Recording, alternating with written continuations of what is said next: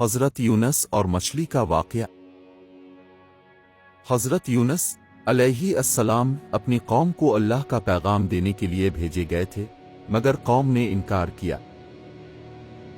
حضرت یونس غصے میں آ کر بغیر اللہ کے حکم کے قوم چھوڑ کر نکل گئے اور کشتی میں سوار ہو گئے۔ جب کشتی میں طوفان آیا تو حضرت یونس علیہ السلام کو سمندر میں پھینک دیا گیا، جہاں ایک بڑی مچھلی نے انہیں نگل لیا۔ حضرت یونس مچھلی کے پیٹ میں شدید اندھیروں میں تھے تو انہوں نے اللہ کی طرف رجوع کیا اور دعا کی،